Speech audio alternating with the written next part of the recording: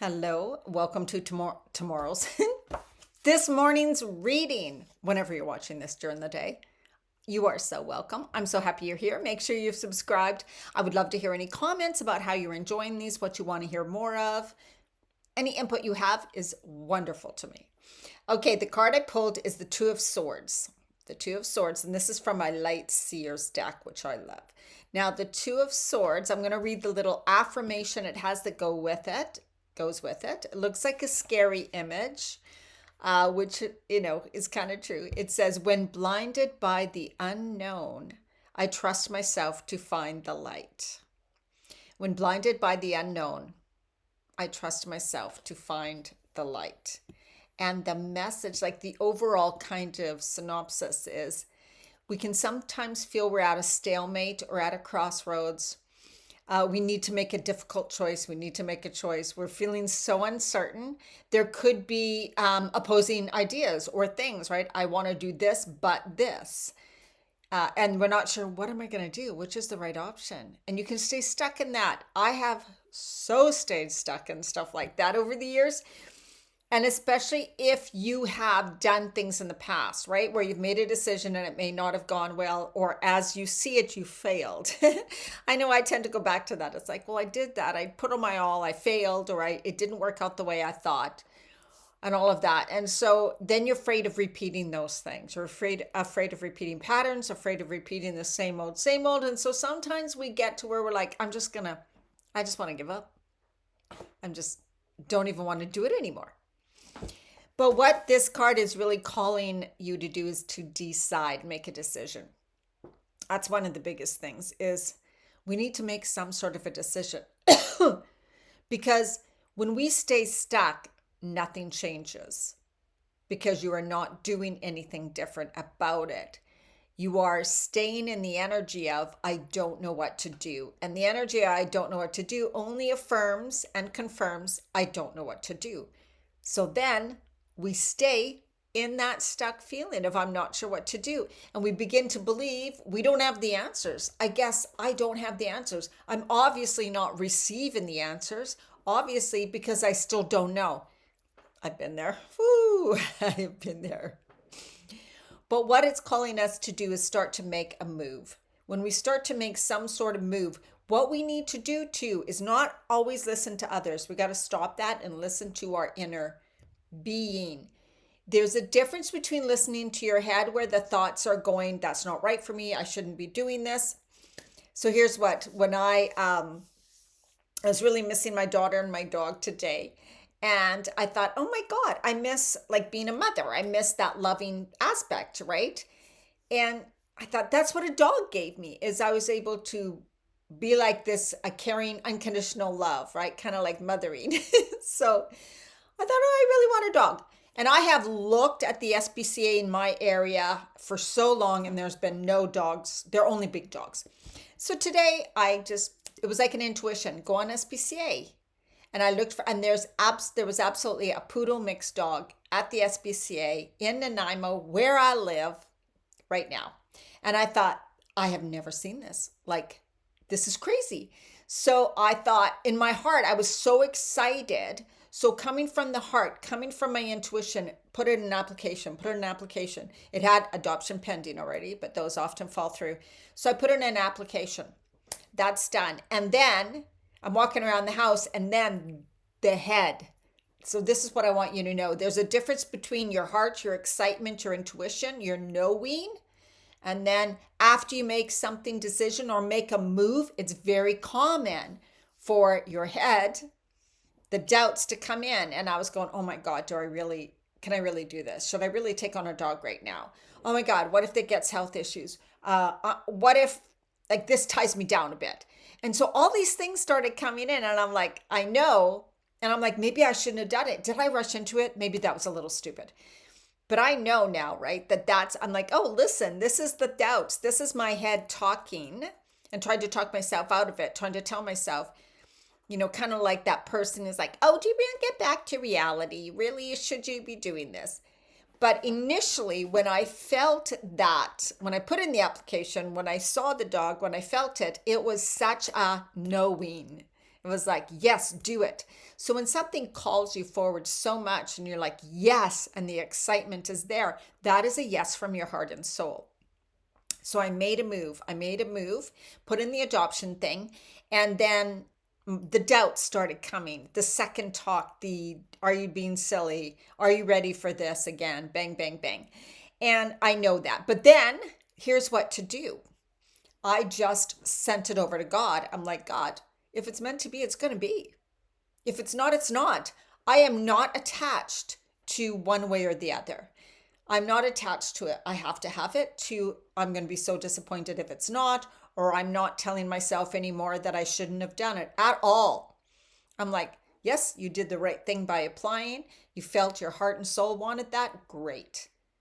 If it's meant to be, I handed it over to God. God, if this is meant to be, if this is meant to be my dog, then it will be my dog.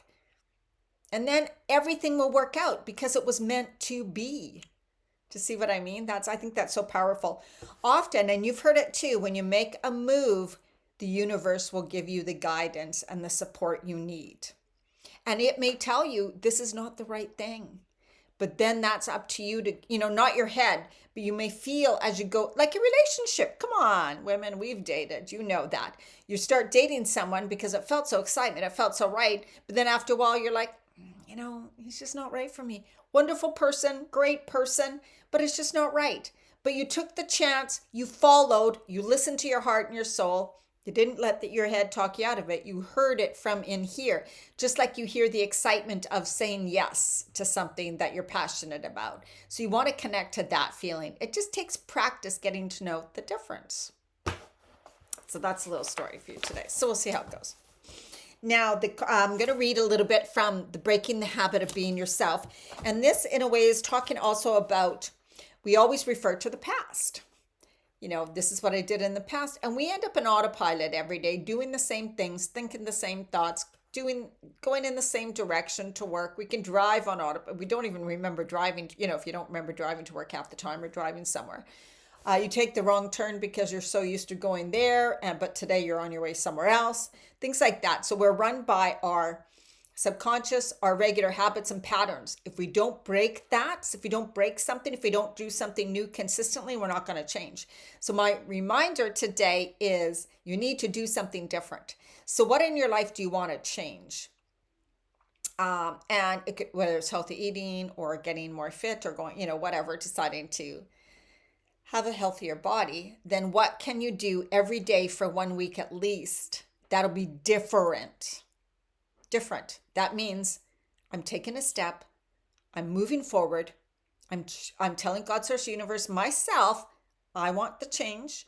I'm willing to do something about it. I'm willing to take the action. So don't start 5, 10 things at once. Just try one thing for 1 week. And so if it's want to eat healthier, then you can just say, one meal every single day for sure is going to be a healthy meal. Start with that.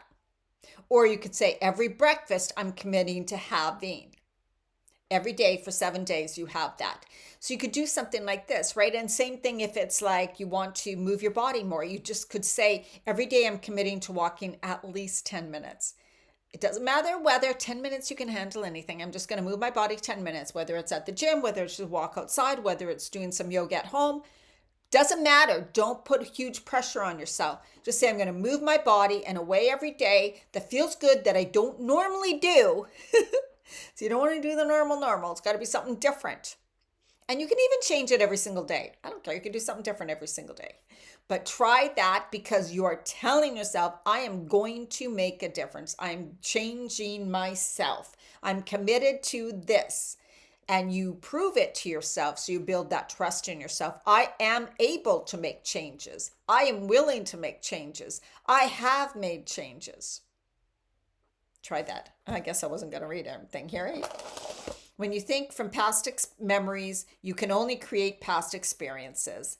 As all of the knowns in your life cause your brain to think and feel familiar ways, thus creating knowledgeable outcomes, you continually reaffirm your life as you know it. It's exactly when you think the same thoughts, when you think from the past, this happened in the past, therefore it's probably going to happen again in the future, therefore I'm not going to do anything. Well, nothing's going to change, right? So that's why I say try making one thing. So I want you this week to think about what is one thing you can do every single day that's going to be a change. Now, if that's why I started these morning practices, like you can watch a morning this morning. You've already watching them, so that's good. Watching something like this every single morning is going to change you. And so, do you want to work with the exercise part, with the healthy eating, with the journaling, with meditating, anything? Think of something. If you want to put it in the comments below, I would love to hear from you. But that's what we're doing this week. All right? For you, to you. You can do it.